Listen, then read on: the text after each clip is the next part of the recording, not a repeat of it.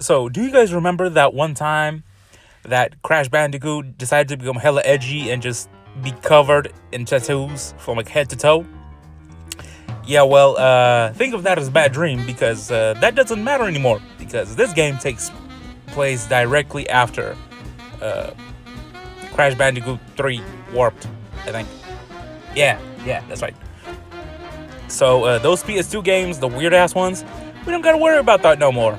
And I'm very thankful because they were not that good.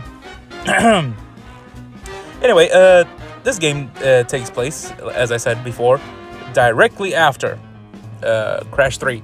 So if you don't remember what happened in Crash 3, basically Crash beat the crap out of Cortex, sent him back in time, and maybe sort of trapped him there. So while stuck in the past, Uka Uka, you know the evil mask, the dark one, he tries to escape and like farts or something, and then like he explodes or whatever, and creates a big ass rift in space or whatever the hell it's called.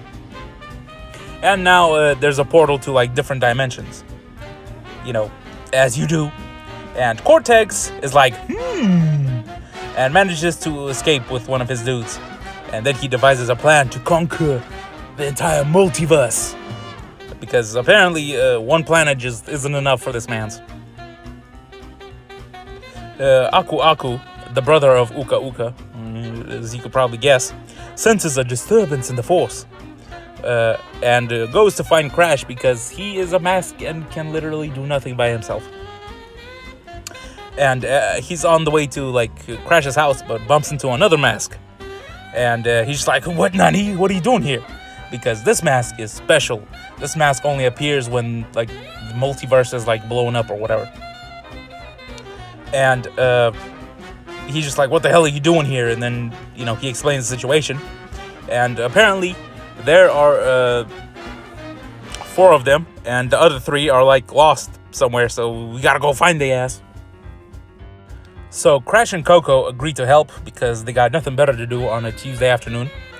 And they eventually run into Tana, Crash's old girlfriend from the first game. You know, that chick that stood around and did basically nothing. Anyway, this Tana is from an alternate dimension where she's actually cool and does stuff and is not totally useless. Oh, and also Dingle Dial's in this game too. And he opened up a restaurant, but like it got sucked into like an alternate dimension. Anyway, Crash and Coco defeat some villains and get two of the masks back. So now there are 3 masks. Then they decide to fight Cortex to the death or whatever, and he gets his ass kicked. But then, surprise! Entropy betrays Cortex with the gender like flipped version of himself or something. And he's just like, ha ha ha, I'm so evil, or whatever. And then he's just like, I want to erase everyone from the universe, so I'm here by myself. With the gender flipped version of myself. Blah blah blah, whatever, evil man's is evil. So Cortex has to team up with Crash, and eventually they rescue the 4th mask. Eventually, all the players come together and they manage to defeat Entropy and the gender flipped version of himself. And then the new masks do some timey-wimey crap and manage to close the hole in the universe.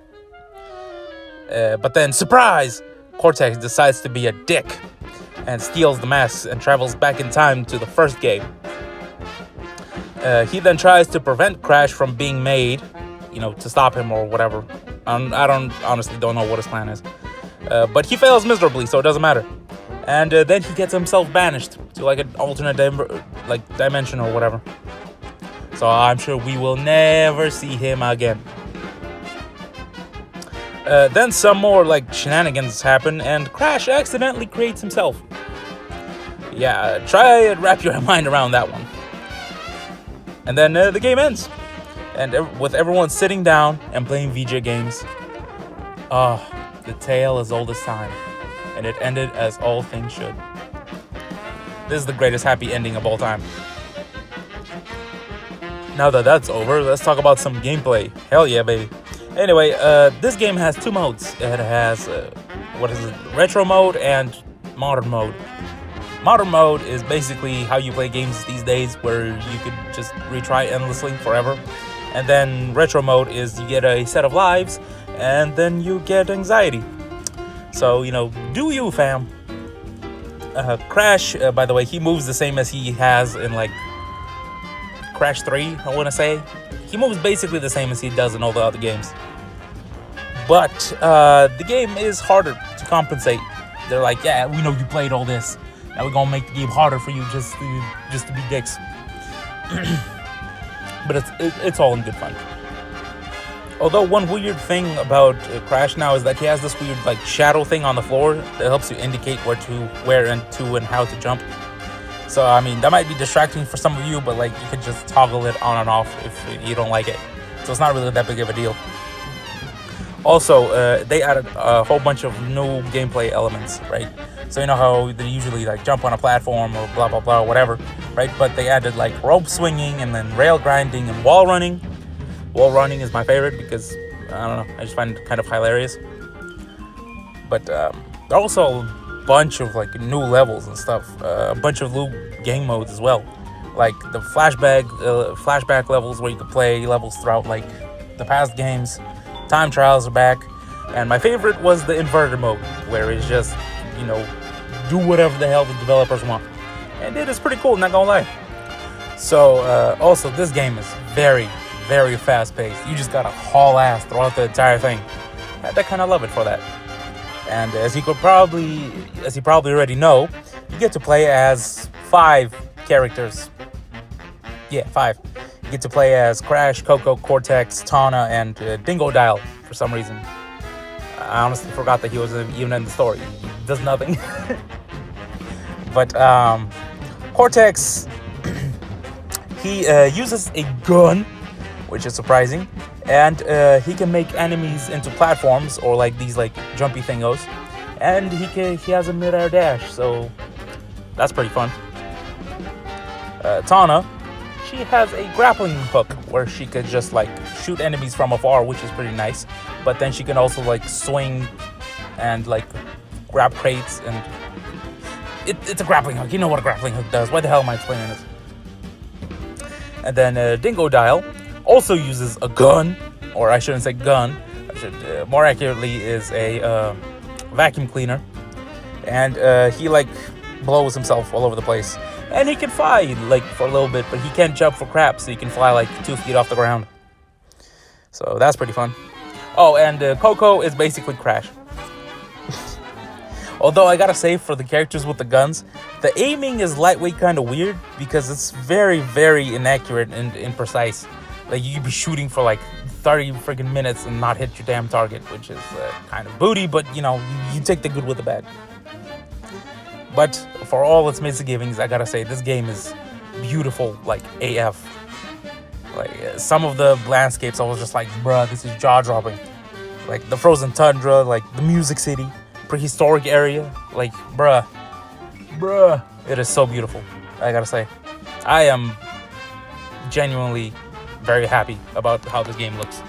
Although the character models are a bit wonky, I gotta say, especially with Crash, but, you know what? I'm just nitpicking. Oh, I should probably even talk about the mask. I kind of forgot about that. But so you get 4 new masks. So you know how Uka Uka or Aku Aku or whatever the hell, they usually give you invincibility. Well, these ones help you basically control gravity and time and spin for freaking ever. So,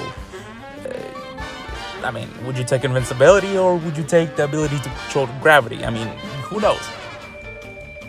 But I gotta say that they are really fun to use, and they help in level progression a lot. But they also create new challenges for you as well, so it's kind of a balancing act. It's not just all hype, but no, they're actually very important in how you progress. And I gotta say, if you're expecting this game to be easy, you will be sorely mistaken, because damn, this game is hard. Ooh, I died by my fair share. Oh my goodness. Especially, you know what? You will find out. Trust me. But I gotta say, this game is hard, but it is fair. There's nothing unfair about here, like in freaking Dark Souls, where you die every time you take 2 steps. No, this game is hard but fair. And it shouldn't really take you that long to beat because it is a platformer. So I would say about 6, 7, maybe 8 hours. So it's not that bad. And let's get into the post-game content, I should say. And mostly that is that characters can actually change clothings. So that's pretty nice. However, in order to unlock these things, you need to do like a whole bunch of challenges and stuff. So it's not easy to unlock. You basically got to be a master at this game to unlock everything. That's what I'm saying. So if you care about cosmetics or whatever, you know, good luck. Oh, and the best thing about this game, do you know what it is? There are no microtransactions. Hell yeah, baby. Best game of 2020 right here. Anyways, thank you guys for watching. Hope you liked my review. If you didn't, that's all good. Just leave it in the comments. And thank you for watching. And as always, goodbye.